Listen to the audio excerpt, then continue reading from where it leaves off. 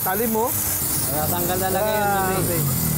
Naglalakad ako sa roon. Nakita ko si Sir bumibili ng pressure washer. Yung gusto niya ay naiiba yung buga. Para sa paglilinis ng aircon ay magamit daw niya. Eh dito pala, marami kang pagpipilian. Iba-iba. May mas malalaki pa nga, pang Bendo car wash siya. At lahat ng tools na kailangan mo, Bosch, Makita, at iba pa. Hanggang kalahati ang matitipid mo ha. Kasi po naka-sale sila. Huwag mong papalagpasin ha. Dito lang yan sa Charlon Enterprises, 665V, Evangelista Street, Raon, Quiapo, Manila. Araw-araw po ay bukas sila. At kahit tiga-probinsya ka pa, wala po yung problema. I-PM mo lang kanilang page. Makikita mo doon ang iba't ibang tools, pati generator at iba pa. Sir Richard, pag mabibili pa ng item dito, tinitesting. Oo, tetestingin natin. So ayan guys ha, kung ano man na mapili nyo rito, pwede nating testingin. Ito pressure washer na to. Pero kung pang commercial, ito may mas malaki. Ito mga pambahay kasi handy. Oh, ayan mga ano lang to guys, personal use. Ayan o, napaka-handy nga naman. Pwede nyo bitbitin o, kahit babae, kaya yan. Pero pag commercial, kunyari tatayo ko ng business, ay ito pala pwede. Mga Bendo, car wash, ito pwede. Ayan po.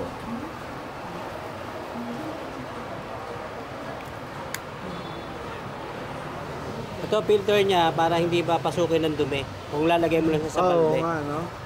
Para hindi makakahigop ng mga dumi-dumi. O halimbawa guys, may mga buhangin dyan, hindi papasok. Hindi siya papasok, hindi masisira yung car wash nyo. Oo, yun. So tapos ito sir, ang pinaka-technique po dito, kapag magpapa-start ka pa lang, huwag niyo muna ilalagay itong gun. So kailangan palabasin muna natin yung tubig para yung hangin niya lalabas agad. Ayun, para makabuelo. Makabuelo. Kasi kapag dito pag nilagay natin siya dito sa gun, napakaliit ng butas nito, so yung hangin hindi siya agad lalabas. Matagal. Kaya pala yung palang technique. Tapos yung iba, hindi nila pinipindot, lalagay na nila to, hindi nila pipindutin, tapos papaanda rin nila. So hindi siya hihigop ng tubig. Kasi yung hangin niya hindi lumalabas. So kailangan papalabasin muna natin. Yung palang technique guys, huwag nyo muna ikakabit yung pinaka... Huwag nyo ikakabit muna itong pinaka-gun. So pag kinabitan natin, pwede mo nang ipindutin. Yun! Na-adjust yan guys yan, tali mo. Tatanggal talaga yung dumi. Pinakadumi, tanggal talaga yan. Tapos pwede rin siyang, kung gusto mo na ma-spray naman.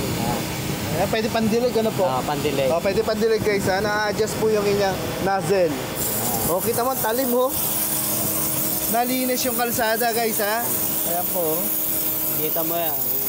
So lahat pala ng items sir, tinetesting dito? Tinetesting natin lahat ng unit bago natin ibigay sa si Sir, siya yung bumili guys ng pressure washer. Ayan. Pag ganyan, pwede mong hawakan. Pero pag matulis po, hindi nyo siya pwedeng hawakan kasi pwede kayo masugat. Kaya pag nakaganyan matulis na ganyan, hindi nyo siya pwedeng, hawakan pag nakamatulis. Baka kasi masaktan kayo guys ha. Yan. Ayun. Usually pang aircon po ito ginagamit. So ganyan lang po ang buga, no? Ganyan, ganito po, ganyan. Pag spray lang. Masisira nga na may aluminum, guys. Pag sa aircon. Usually, pati yung blower. So dapat palapad lang. Usually bumibili sa amin niya, puro nagagawa ng mga aircon. Kasi pag nag-service sila, nakamotor lang. So magaang lang. Kasi yun, hindi po pwede isakay sa motor, masyadong mabigat. Tama guys, ito nga, pag maglilinis sa aircon, ito ang gamit nila. Yung gantong size lang, para nabibit-bit kahit saan. Matibay yan? Matibay nga daw, sabi ni Sir. Ayan. 5 taon? Ayun pala kayo Sir, yung mga ganito daw guys, 5 years siya pa nagamit.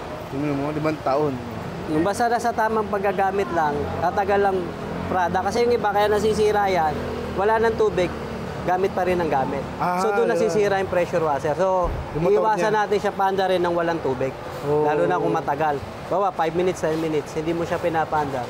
So masisira po siya. Yung packing niya kasi, yung pinaka-rubber niya, mapupudpud yun para nasusunog siya. Nagkikiskisan. Nagkikiskisan. Wala na kasing tubig na parang lubricant niya na tubig. So maganda, ilulubog nila sa malaking pala dapat.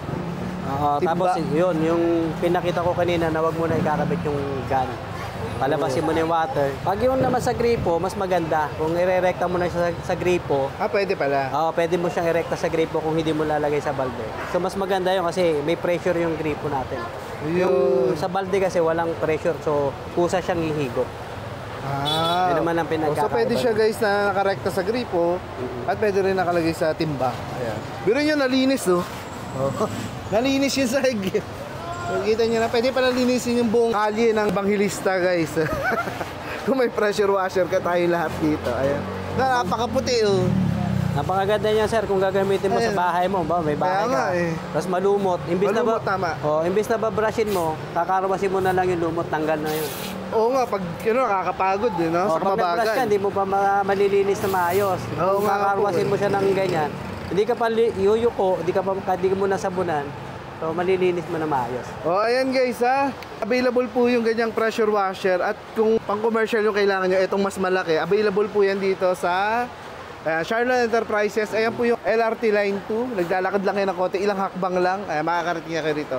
Ayan po yung Isitan Recto guys ha. Ito yung ginagamit sa mga yung Car wash. yung 5 piso, yung inulugan yung bendo. bendo. Ayun, Bendo car wash. So ito yun. Yung mga bendo car wash, ito yung usually na ginagamit. Oo, marami pala kayo niyan sir. Yun, dami. Oo, marami yan. Ito kasi may tangke. Mas malakas ito pag may tangke na ganyan. Oo nga no. Oo, yung iba kasi walang tangke. So pag yung may ganito kasi may tangke niya. Ito na pala yung mga bago ngayon, ano po? Oo, mas mataas kasi ang pressure nito. Kaya niya hanggang 80 PSI. 80 PSI, so mas malakas ang buga. Yung usually na ganun kasi mga 40-50 lang yun. Magkaiba pa pala yun. Oo, pero ito, yung mga ganyan portable, mas mataas ang PSI niya, 1,200. Ba't mas malakas sir? Iba kasi yung component ng car wash niya sa loob. Yung pinakamotor?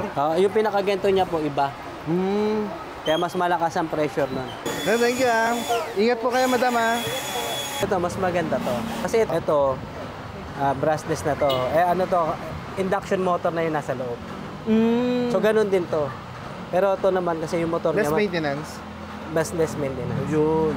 Pero yung kasi guys, na po ilinis sir, subok niya na raw kasi yun. Yun naman kasi carbon type. Matibay And ito kasi naman, medyo mas mabigat doon. Talaga? Mas mabigat yan? Mas mabigat to. Ayun, magaan. Mas magaan yun. Ito, capacitor type kasi to. So, yung motor nito is induction motor na. So, mas less maintenance, walang carbon. Pagka sa mga cordless drill, ito yung tinatawag na brushless type. Sa mga barena kasi may mga carbon. So, yun, carbon type po yun. Yun naman pinagkakaiba yun. Pero same lang naman siya. Same lang din yung lakas niya. Same lang, parehas lang.